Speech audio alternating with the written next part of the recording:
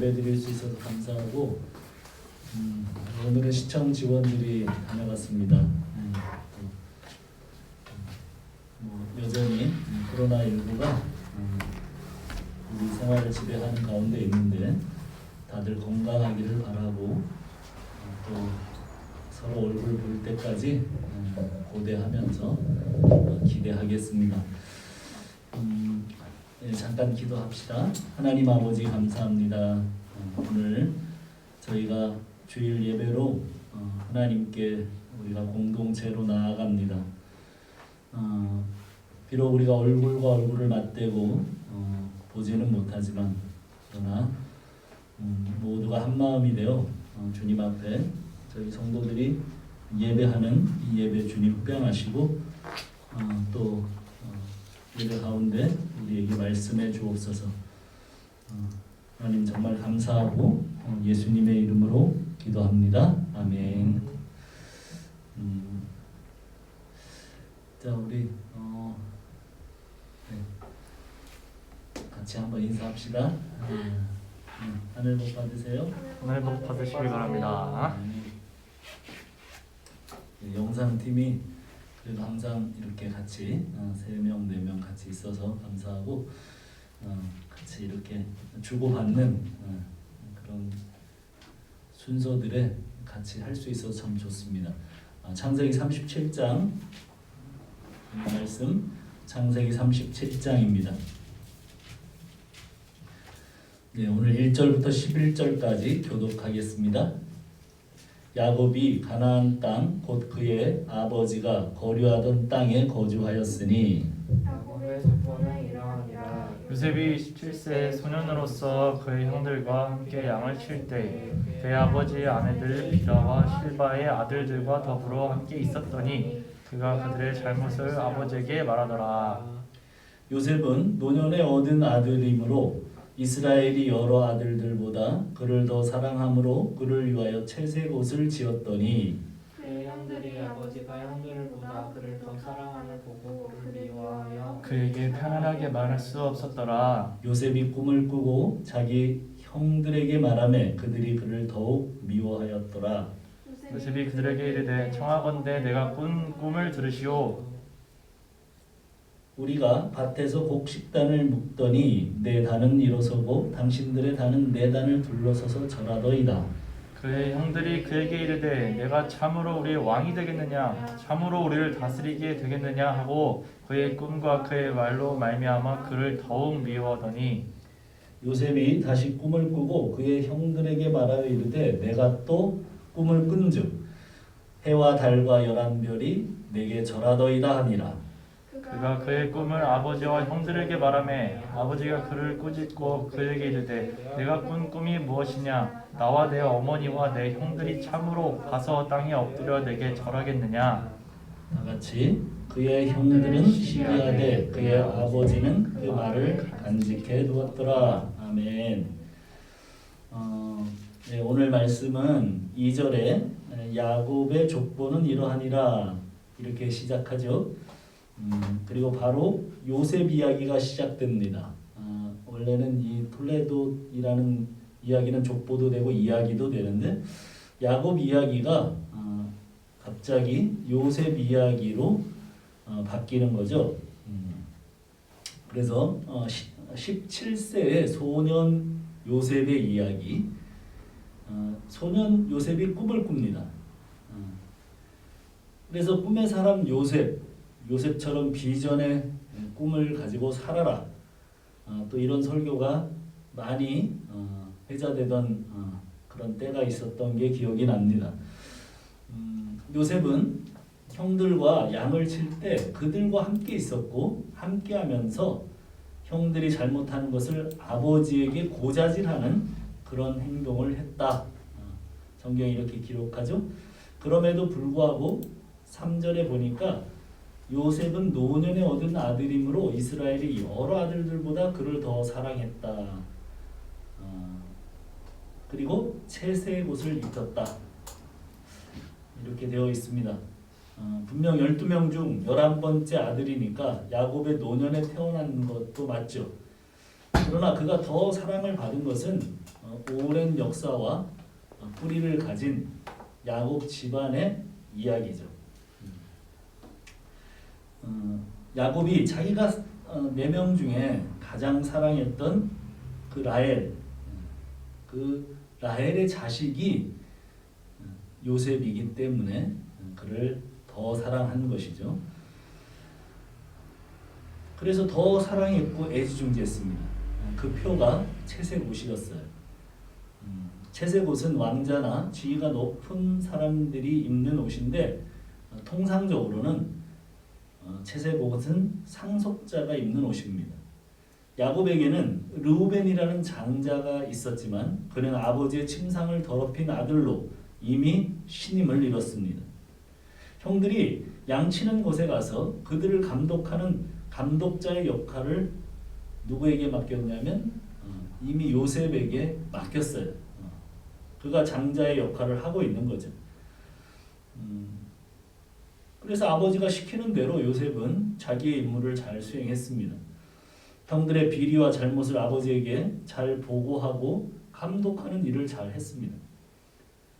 그래도 안 그래도 아버지가 같은 아들들임에도 불구하고 자기들보다 요셉을 더 사랑하고 더 좋아할 뿐만 아니라 또 감독하는 일에 상속자의 옷까지 입히는 그런 일들에 대해서 불평하고 요셉을 좋게 대할 수 없었고 다정하게 말할 수 없었다. 이렇게 성경이 기록하죠. 그러던 어느 날 요셉이 꿈을 꿉니다. 그리고 자랑하듯 형들에게 자기가 꾼 꿈 이야기를 했습니다. 그 꿈의 내용이 이러했습니다. 우리 7절 8절 같이 한번 읽어봅시다. 7절 8절 시작. 우리가 밭에서 곡식 단을 묶더니 내 단은 일어서고 당신들의 단은 내 단을 둘러서서 절하더이다. 그 형들이 그에게 이르되 우리가 참으로 우리의 왕이 되겠느냐 참으로 우리를 다스리게 되겠느냐 하고 그의 꿈과 그의 말로 말미암아 그를 더욱 미워하더니 그래요. 요셉의 형제들과 요셉이 곡식단을 묶고 있는데 그 꿈 얘기가 요셉 자기 단은 일어서고 형들의 단들이 모두 자기 단을 향하여 곡식단이죠. 향하여 절을 하더라. 이렇게 자기가 꾼 꿈을 얘기했습니다. 그러자 형들이 말했어요. 그래서 어쨌다는 거야? 그럼 네가 우리를 다스리라도 하겠다는 거냐? 네가 우리 왕이라도 되겠다는 거야? 안 그래도 아버지의 편애를 받고 채색 옷을 입고 자기들을 늘 감시하며 안 좋은 것만 아버지한테 일러 바치는 그 요셉이 미웠는데 그런 꿈까지 이야기를 하니까 형들은 전보다 훨씬 더 요셉을 미워했습니다. 자, 그 이야기가 또 9절로 11절처럼 또 진행이 됩니다. 한번 읽어봅시다. 시작. 요셉이 다시 꿈을 꾸고 그 형들에게 말하여 이르되 내가 또 꿈을 꾼즉 해와 달과 11별이 내게 절하더이다 하니라. 그가 그의 꿈을 아버지와 형들에게 말하매 아버지가 그를 꾸짖고 그에게 이르되 내가 꾼 꿈이 무엇이냐 나와 내 어머니와 내 형제들이 참으로 가서 땅에 엎드려 내게 절하겠느냐. 그의 형들은 시기하되 그의 아버지는 그 말을 간직해 두었더라. 얼마 뒤에 요셉이 또 다른 꿈을 꿔요. 그리고 이번에는 아버지와 형들이 다 있는 자리에서 말을 합니다. 요셉이 말하기를 들어보세요. 또 꿈을 꿨는데 이번에는 해와 달과 별 11개가 나에게 절을 했어요. 그러자 아버지 야곱이 꾸짖습니다. 그래, 나하고 너의 어머니하고 너의 형들이 함께 너에게로 가서 절을 할 것이란 말이냐? 이렇게 얘기를 합니다. 그 자리에서 야단을 치기는 했지만 야곱의 마음에는 그 말이 남아 있었어요. 그 말을 마음속에 간직해 두었습니다. 많은 설교자들이 요셉이 이 꿈을 품고 비전을 가지고 살았기 때문에 어떤 고난이 와도 이겨내고 마침내 애굽 총리가 되었다. 그러니 젊은이들이여 요셉처럼 큰 꿈을 꾸라. 그러면 반드시 하나님이 이루어 주신다. 그거보다 조금 더 나간 데는 boys be ambitious. 청년이여 야망을 가져라. 이렇게 고지론적인 해석에 입각한 말씀들이 주류를 이루어왔어요. 사실 지금도 시중에 나와 있는 이 창세기 강해집을 보면 대부분 그런 식의 해석을 합니다. 그들에 의하면 요셉이 어려서부터 큰 꿈, 모든 사람들이 우러러보는 하늘의 해도 달도 별도 엎드릴 만한 그런 큰 꿈을 꾸었기 때문에 어떤 고난의 순간에도 다 돌파하고 마침내 애굽의 총리가 되어서 자신의 민족을 구원하게 되었다고 꿈과 비전을 크게 가지라고 도전하고 장려하죠. 그래서 설교 제목도 비전의 사람 요셉, 꿈꾸는 자가 오도다. 청년들이여 요셉처럼 큰 꿈을 가져라. 뭐 이런 유의 제목들이 붙습니다. 그러나 오늘 본문은 아무리 살펴봐도 요셉이 스스로 그런 비전을 세웠다든지 큰 꿈을 품었다는 이야기가 아닙니다. 꿈이 어떤 거예요? 꿈이 그냥 꾸어지는 거지 자기가 품는 게 아니잖아요. 꿈을 꾸고 싶다고 꾸는 게 아니잖아요. 그냥 어느 날 자고 있는데 꿈이 꾸어진 것입니다. 자기가 그 꿈을 꼭 꿔야 되겠다. 그런 게 아니죠. 요셉 자신은 지금 하나님이 그 꿈을 꾸게 했는지도 몰라요. 그리고 그냥 17살의 철없는 젊은 소년이 그걸 막 자랑하고 내가 앞으로 이렇게 되는 꿈을 가졌다라고 자랑스럽게 이야기하는 그런 철없음이 드러나는 것이지 그냥 자기가 왕이 되는 듯한 그런 꿈을 꾸고 철없는 마음에 그 꿈을 가족들에게 자랑하는 것뿐이죠. 그 뒤로 그 꿈을 품고 산 것도 아니에요. 사실은 성경에 요셉의 일대기를 쫓아가 보면 나중에 요셉이 애굽 총리가 되었을 때 사방에서 기근이 있어서 애굽뿐만 아니라 가나안 지경의 사람들도 다 굶주리고 죽어가고 있을 때 요셉의 형들도 그 굶주림 때문에 애굽의 양식을 얻으려 와서 요셉에게 무릎을 꿇고 엎드렸을 때 그때 비로소 성경에 보면 어릴 때 꾸었던 그 꿈을 기억해냈다고 원어상으로 기억해냈다는 단어를 써요. 품고 산 게 아니에요. 그 상황이 딱 똑같아지니까 기억하게 된 거예요. 아, 내가 그런 꿈을 꿨었지.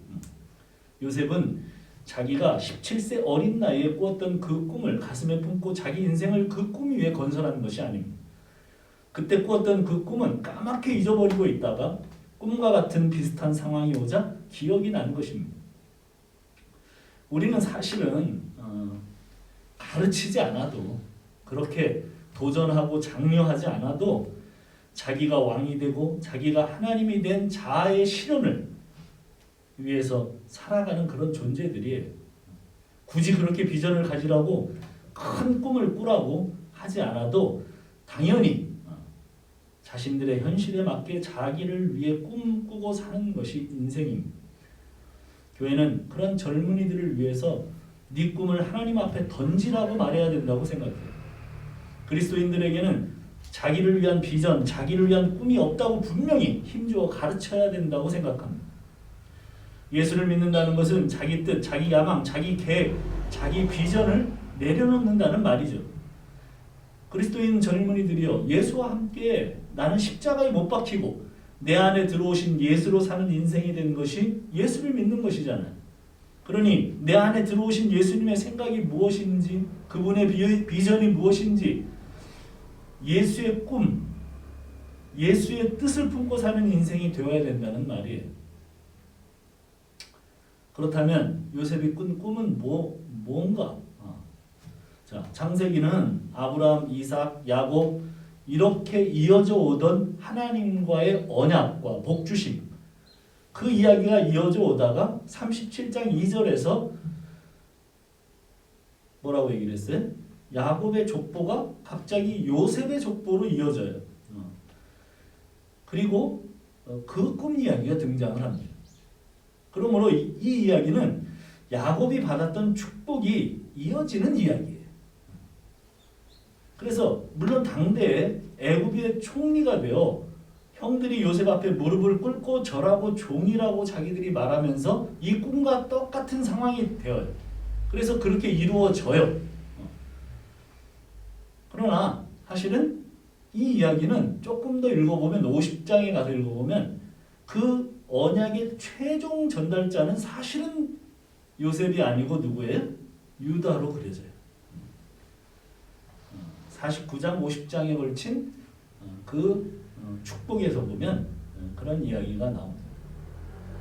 메시아로 오시는 분의 최종적인 전달자는 야곱의 마지막 유언에는 유다에게로 넘어갑니다. 한번 찾아볼까요? 창세기 49장 8절로 10절.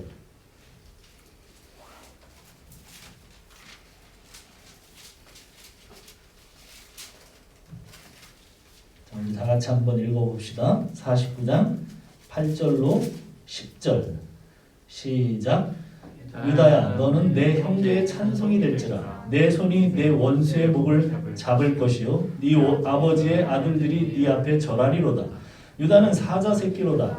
내 아들아, 너는 움킨 것을 찢고 올라갔도다. 그가 엎드리고 웅크림이 수사자와 같고 암사자 같으니 누가 그를 범할 수 있으랴?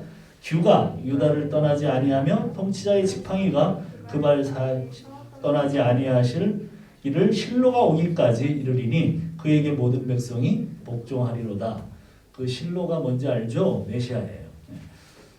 그리고 그 규가 뭐예요? 지팡이, 규 이런 것들이 다 그 지도자의 그 능력과 그 권세를 가르치는 거죠. 그것이 전부 다 여기에 똑같은 아까 그 꿈에서 나오는 이야기. 그 꿈은 사실은 누구의 꿈을 꾼 거예요?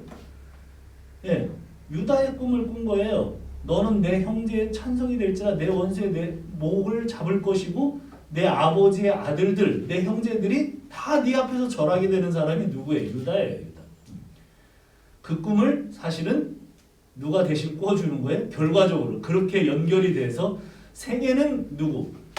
생애는 요셉. 그리고 진짜 그 꿈을 이어받는 사람은 누구예요? 유다. 그렇게 되는 거죠. 그래서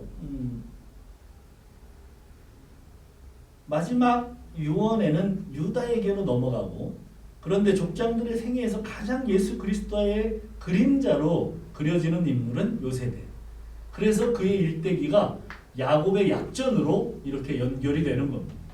그래서 창세기는 아브라함, 이삭, 야곱, 요셉으로 기록되고 있고, 꿈과 그의 모든 삶이 메시아 피겨, 그냥 정말 피겨와 같은 그런 똑같은 그런 어떤 상징으로 메시아의 그림자로 그려져요. 요셉만큼 명확하게 그리스도의 그림자로 그려지는 인물이 성경에 거의 없죠. 거의 최고봉입니다.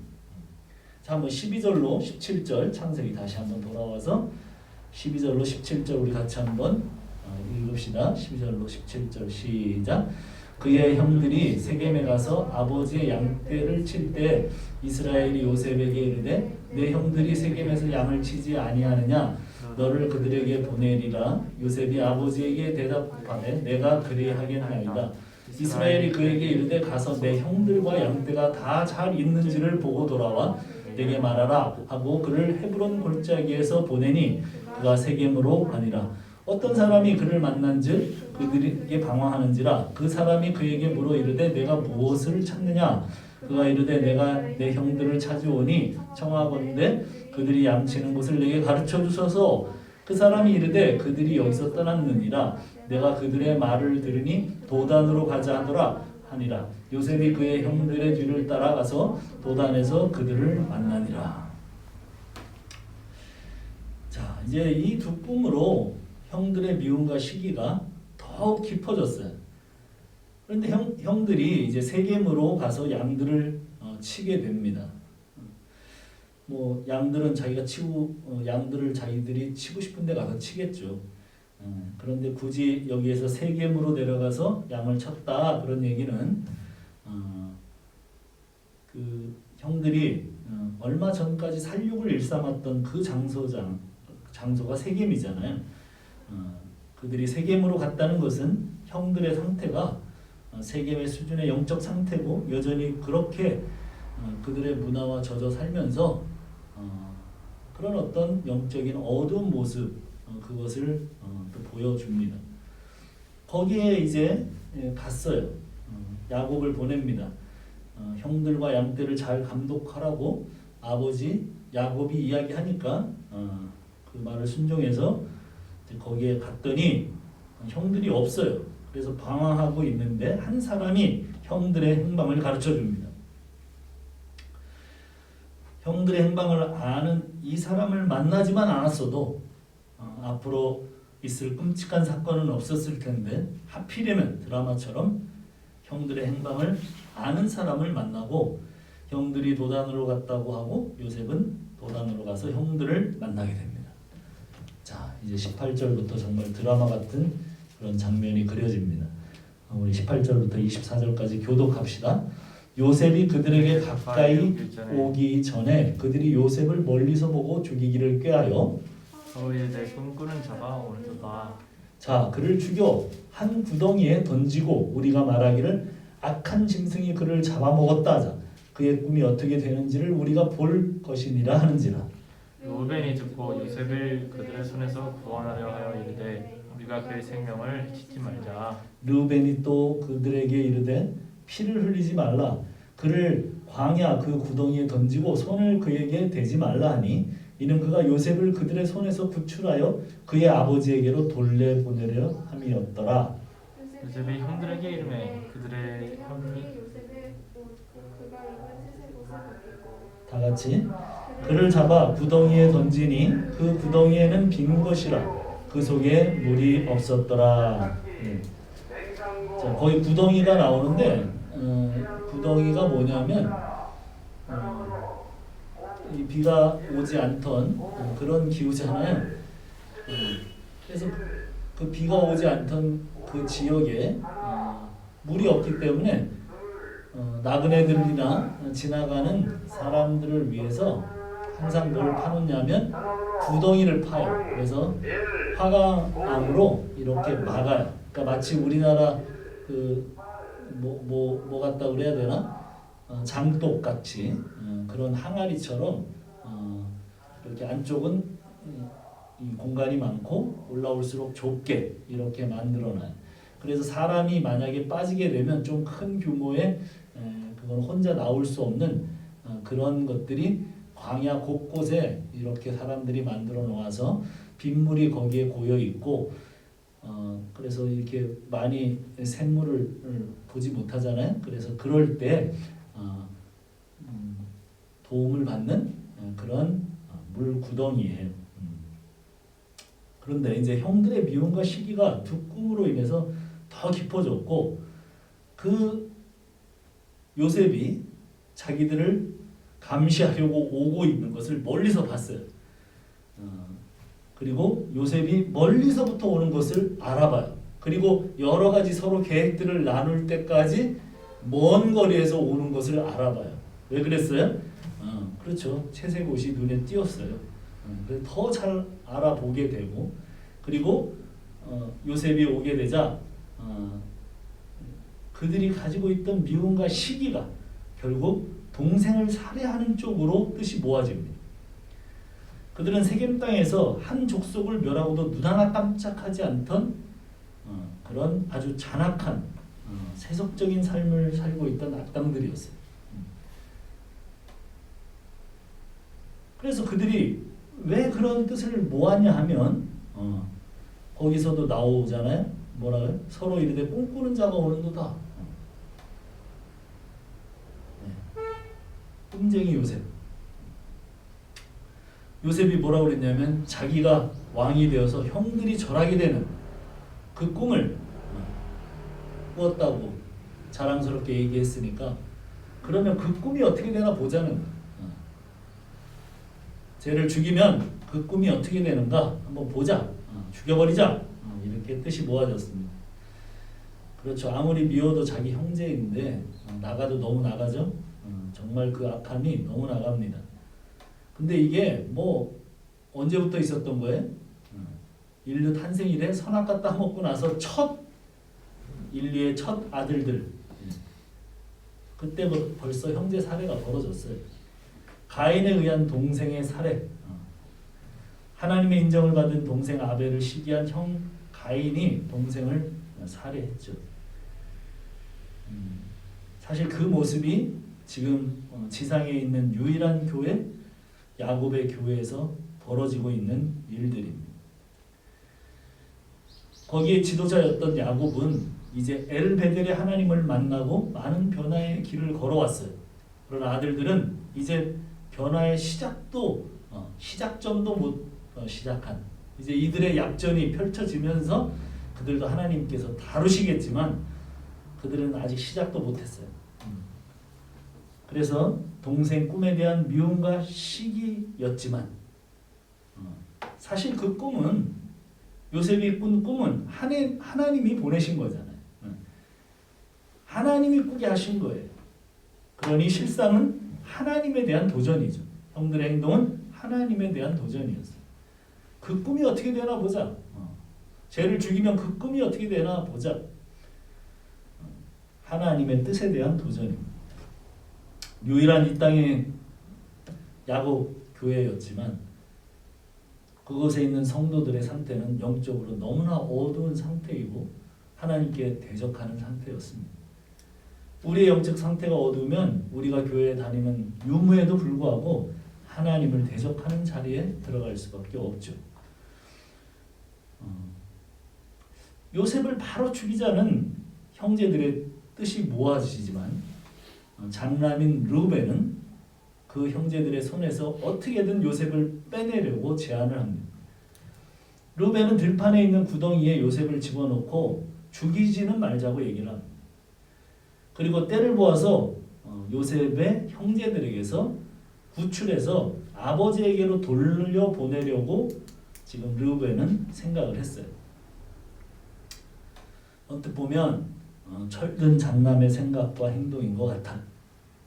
그러나 요셉이 이뻐서라기보다 이미 자기는 아버지 야곱의 눈밖에 나 있고 자기의 처지를 아버지가 가장 사랑하는 요셉을 구출함으로써 만회해 보려는 의도가 더 많이 엿보입니다. 그리고 지금 그 상황에서도 장남 노릇, 가장 큰 형 노릇을 하지 못하고 있어요. 당당하게 너희가 하는 이 일은 정말 악한 일이고 아이에게 절대 손을 대지 말아야 되고 당장 아이를 아버지에게 무사히 돌려보내야지, 너희들 그런 생각 정신이 있냐? 이렇게 나가야 되는데 그렇게 말할 수 없어요. 지금. 형제들 사이에서도 장남으로서 이미 자격이 박탈되어 있어요. 오히려 장남 노릇을 하는 것은 형제들 중 리더로 보이는 유다였어요. 자, 25절부터 28절까지. 자, 우리 같이 한번 읽어봅시다. 시작. 그들이 앉아 음식을 먹다가 눈을 들어 본즉 한 무리의 이스마엘 사람들이 길르앗에서 오는데 그 낙타들의 향품과 유향과 몰약을 싣고 애굽으로 내려가는지라. 유다가 자기 형제에게 이르되 우리가 우리 동생을 죽이고 그의 피를 덮어둔들 무엇이 유익할까? 자, 그를 이스마엘 사람들에게 팔고 그에게 우리 손을 대지 말자. 그는 우리의 동생이요 우리의 혈육이니라 하며 그의 형제들이 청종하였더라. 예, 청종하였다는 게 뭐예요? 예, 팔로우들이 리더한테 하는 행동이죠. 청종하는 거예요.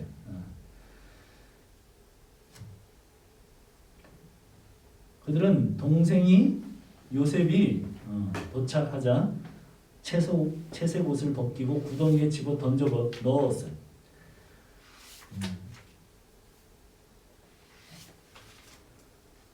그리고는 아무 일 없다는 듯이 음식을 먹어요. 밥을 먹어요. 동생에 대한 일말의 동정심이나 긍휼의 마음이 없어요. 자기들을 초라하게 만드는 다만 제거해야 될 대상으로 생각하고 또 미움의 대상일 뿐이에요. 그들이 그런 못된 짓을 하고도 밥을 먹고 있는데 이스마엘 사람들이 애굽으로부터 무역을 하러 가는 낙타를 이끌고 짐을 가득 실은 그 대상을 보게 되고 거기에서 유다가 말합니다. 동생 죽인다고 우리에게 이익될 게 뭐냐? 이스마엘 사람들에게 돈을 받고 팔자. 물론 죽이는 것보다 낫겠는데 이걸 뭐라 그래요? 인신매매라고 그러잖아요. 인신매매. 인신매매를 하자는 건데 그것도 동생을. 그런데 형제들이 모두 유다의 말을 듣고 따르네요. 아마도 요셉은 인류사에서 형제들에게 인신매매를 당한 몇 안 되는 불행한 사람 중에 하나일 거예요. 이렇게 된 이유는 하나님이 꾸게 하신 꿈 때문이었고 그 꿈 때문에 정말 끔찍하고 불행한 일을 당합니다. 형들의 악함으로 아무 잘못도 없는 요셉은 애굽의 노예로 팔려갑니다. 이제 마지막 29절부터 36절 이야기 어떻게 전개되는지 한번 교독합시다. 르벤이 돌아와 구덩이에 이르러 본즉 거기 요셉이 없는지라 옷을 찢고 아들에게로 되돌아와서 이르되 아이가 없도다. 나는 어디로 갈까? 그들이 요셉의 옷을 가져다가 숫 염소를 죽여 그 옷을 피에 적시고 그의 채색 옷을 보내어 그의 아버지에게로 가지고 가서 이르기를 우리가 이것을 발견하였으니 아버지 아들의 옷인가 보소서 하매 아버지가 그것을 알아보고 이르되 내 아들의 옷이라 악한 짐승이 그를 잡아먹었도다. 요셉이 분명히 찢겼도다 하고 자기 옷을 찢고 붉은 배옷을 입고 모두 그의 아들을 위하여 애통하니 그의 모든 자녀가 위로하여 그가 하되 그가 그 위로를 받지 아니하여 이르되 내가 슬퍼하며 스올로 내려가 아들에게로 가리라 하고 그의 아버지가 그를 위하여 울었더라. 그 미디안 사람들은 그를 애굽 바로의 신하 신이 대장 보디발에게 팔았더라.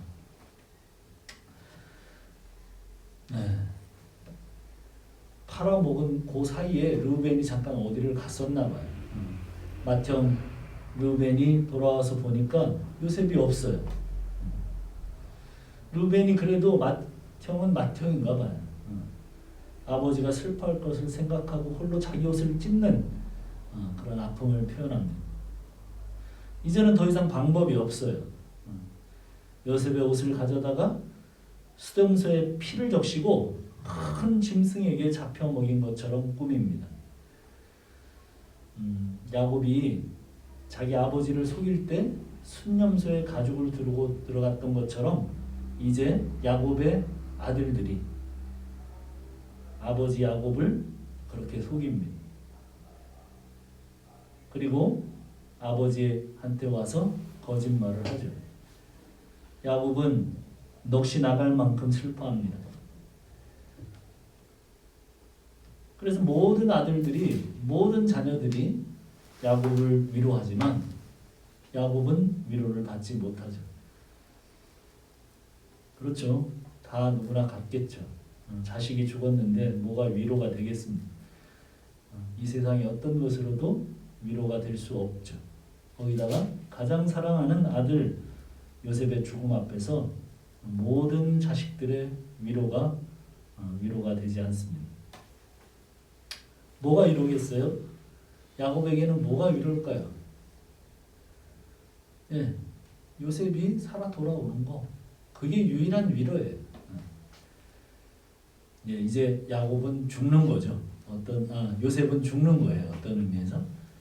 그러나 정말 야곱이 위로를 받게 되죠. 그럴 날이 올 겁니다. 그러나 지금은 완전한 슬픔 속에서 정말 고통 속에서 그는 그렇게 여기서부터의 삶은 마치 사는 것 같지 않는 그런 삶을 살게 되는 모습일 거예요. 그리고 미디안 사람들은 요셉을 이집트 바로의 신하 친위대장 보디발에게 노예로 팔아버린다는 이야기가 이제 마지막으로 끝이 납니다. 형들의 악이 그 인간의 악이 하나님의 꿈을 짓밟아 버리는 것처럼 보여요. 인간의 죄가 하나님의 뜻을 거역하는 것 같지만 사실은 우리는 알죠. 하나님의 꿈, 하나님의 뜻에 조금도 인간의 악이 영향을 줄 수 없다는 것을. 하나님은 형들의 그 사악함과 저질러 놓은 죄들로 완전히 하나님의 꿈이 날아가는 것처럼 보일지라도 오히려 그 죄들을 하나님은 선용하십니다. 마음의 경영은 인간에게 있는 것 같지만 말의 응답은 여호와께서 난다고 성경은 가르칩니다. 인간의 경영은 결국 하나님이 이끌어 가신다는 말씀이에요. 우리는 이 이야기의 결국을 압니다. 그렇게 인신매매를 당하고 노예로서 고통스러운 삶을 살게 된 요셉이 이집트에서 노예로 살다가 결국 이집트의 총리가 되고 이집트와 가나안 전역에 가뭄과 기근으로부터 모든 굶어 죽게 된 사람들, 그때 거기에 있는 사람들뿐만 아니라 그의 악한 형들을 요셉이 어떻게 살려내는가, 그들을 어떻게 먹여 살려내는가, 그 이야기가 앞으로 남아있는 이야기죠. 이스라엘의 악함으로, 하나님의 백성 이스라엘의 악함으로 예수가 십자가에 못 박혀요. 그러나 사실 그 주님은 그들의 죄에서 구원하시기 위해서 이 땅에 오신 바로 그 메시아시죠. 그 이야기죠. 예수 그리스도의 십자가의 희생으로 오늘 우리가 형제되는 그 이야기예요. 그 이야기의 가장 그림자가 요셉입니다. 요셉 이야기예요.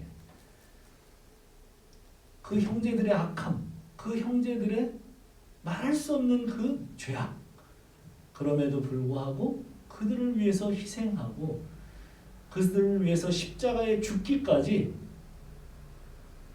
헌신하시는 그 이야기.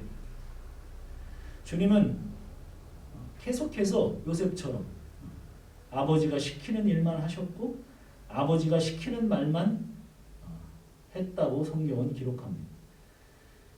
그것은 자신의 꿈과 비전과 소원과 욕심은 모두 내려놓고 아버지의 꿈의 성취를 위해 아버지가 시키는 대로만 산 그 예수의 모습입니다. 다른 말로 하나님과 하나님의 꿈과 언약이 이끄는 대로 사신 바로 그분의 삶입니다. 오늘 요셉의 삶이 그런 것이죠. 이렇게 성도는 자신의 삶이란 자신의 꿈과 비전과 야망을 성취하는 삶이 아닌 하나님의 꿈? 하나님의 꿈이 뭐예요? 나는 너의 하나님이 되고 너는 나의 자녀가 되리라. 그 하나님의 꿈이 성취되는 사람으로 사는 거죠. 그 삶을 살아내게 하는 그 모든 과정의 일련의 이야기가 가장 그리스도를 닮은 피규어, 그렇게 그려지는 이야기가 오늘 우리가 본 꿈의 이야기입니다. 꿈은 어떻게 되는 거예요? 자기가 품는 게 아니에요. 자기가 꾸는 게 아닙니다. 자기가 세우는 게 아닙니다. 꿈은 그냥 요셉에게 꾸어졌던 것처럼 꾸어지는 거예요. 그리고 어느 날 그 하나님의 언약이 이루어지는 모습이 우리에게 나타날 것입니다. 그때까지 우리는 그 하나님의 자녀로서 요셉이나 요셉의 형제들이나 계속해서 연단과 훈련을 통해서 하나님의 꿈, 나는 너의 하나님이 되고 너는 나의 자녀가 되리라, 여기까지 이끌어 가시는 하나님의 손길, 그것을 우리는 보게 될 것입니다.